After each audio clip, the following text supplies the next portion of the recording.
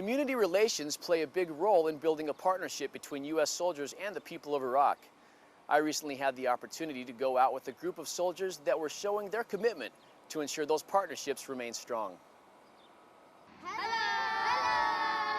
California National Guard soldiers from Alpha Company, 1st of the 184th Infantry, paid a special visit to the village of Debeka, just south of Mosul. Wait.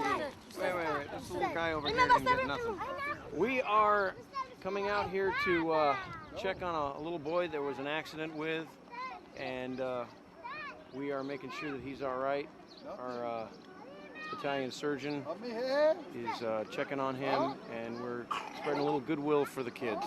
Hand out some candy, some pencils, school supplies, and just general how you doing. Let them know that we care and that we're here to help them. Thousands of miles away from California and their own families, these soldiers embrace the opportunity to interact with the kids that maybe aren't that different from their own. You know, it makes you feel good, you know, because here or at home, you know, kids are kids.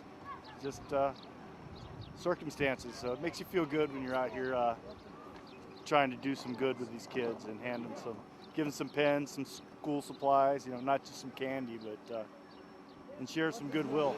Yeah. These young Iraqi kids aren't the only ones affected by this gift-giving mission. This is actually why I came to Iraq. This is my second tour, and this is what it was all about, what it's all about. I'm glad I was able to go on this mission. I feel blessed. Smiles on the faces of the Iraqi children and the soldiers are a testament to the commitment to solidify a positive bond and continue the progress being made throughout Iraq. Once they finally get that piece of candy, they have quite the smile on their face. So. Touches my heart. 3, 4, 5, 6, 7, 8, 9, 10. When National Guard soldiers deploy to a combat zone, they often bring with them professional skills they use at their civilian jobs back home. Specialist Charles Bohm brings us a story from Camp Taji, where a group of transporters from Indiana get down and dirty with a little home improvement. National Guard units have soldiers who not only bring warrior skills to the mission, but also bring trade skills from their civilian life. This proved to be the case for the 1538th Transportation Company of the Indiana National Guard, who found themselves in need of additional living quarters. Building 9 rooms for our soldiers. When we first got here, there were a number of different areas that were condemned by the bear cell. Over the years, different soldiers had built on top of each other, and the construction was haphazard. There were walls and floors built on top of foot lockers and wall lockers, and it was a fire hazard. And so we took the initiative and went ahead and gutted out those rooms, and then came up with a plan in conjunction with the mayor cell, and have been building these rooms to make 8-man rooms inside of each room with a first floor and a second floor. As the 1538th discovered this need, soldiers stepped up to contribute. Actually, when we first moved in here, most of these rooms were condemned. They wasn't suitable for me and my buddies to live in, and being how me and a few other guys in the company had, you know, contractor construction skills, we got it put through the mayor's cell to rebuild the rooms and make them proper and safe for us to live in. The new living quarters now satisfy the need for acceptable living. Good deal. I mean, everybody's got a uniform room. It's a good place to live. We have a lot safer power. All the electric's been redone. The heating and cooling's being revamped. Pretty much new living quarters in an old building. Reporting with the 123rd MPAD for the 3rd Expeditionary Sustainment Command, I'm Specialist Charles Bohm. An awards ceremony on Joint Base Balad bid a special farewell to key members of the 70th RRC who served with the 3rd Expeditionary Sustainment Command in support of Operation Iraqi Freedom.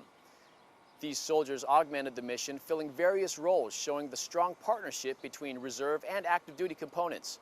Specialist Charles Bohm covered the ceremony and brings us the highlights. A unique award ceremony took place on Joint Base Balad, honoring the soldiers of the 70th Regional Readiness Command, or the 70th RRC, out of Fort Lewis, Washington. Normally when I give remarks like this, it's at a change of command or a transition of authority, and you're saying goodbye to one command, and you're welcoming in a new command or a new team. Today's a little bit different. because today, instead of saying farewell to a unit, what we're doing is saying farewell to a group of outstanding soldiers who were an integral part of the 3rd ESC team, the headquarters, and all the different special staff sections, the JOC and the fusion cell, and we're going to miss everybody that's leaving. These soldiers faced a massive challenge and rose to the occasion. When you joined us in Kuwait, there was never a question about two groups, and I spent a lot of time talking to people about that.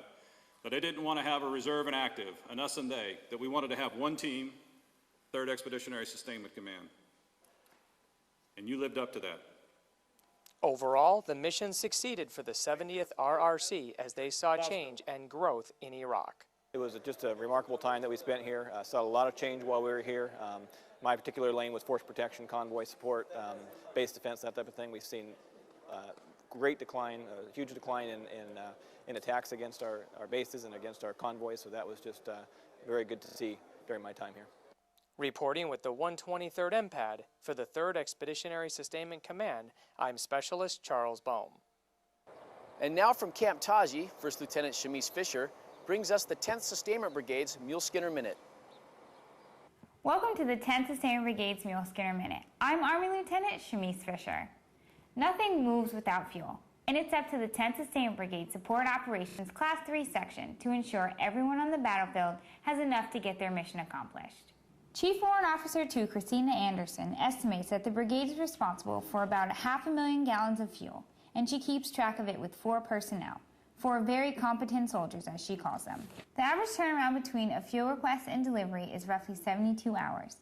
The section verifies that the unit actually needs the fuel, then they try to send the fuel to them, with the biggest complication being the weather, which can cause a convoy to be on standby and slows the delivery of fuel. Ms. Anderson says that if there is an emergency and the unit needs fuel ASAP, her team will get it to them within 24 hours or less. The fuel personnel keep daily tabs and reports on subordinate units, constantly checking the consumption rate and remaining stock. Ms. Anderson sums up her section saying that we have to make sure the customer gets what they need. That concludes this week's edition of the 10th Sustainment Brigade's Mule Skinner Minute. For more information on stories like these and to catch up with the soldiers of Task Force Mule Skinner, visit our website at www.taskforcemuleskinner.army.mil and look for the Mule Skinner Minute link. I'm Army Lieutenant Shamise Fisher, supporting the climb. Still to come on Balad and Beyond, we take a look at what soldiers are doing to stay in touch with their loved ones, and we'll take you to the racetrack for some high-speed thrills. Don't go away.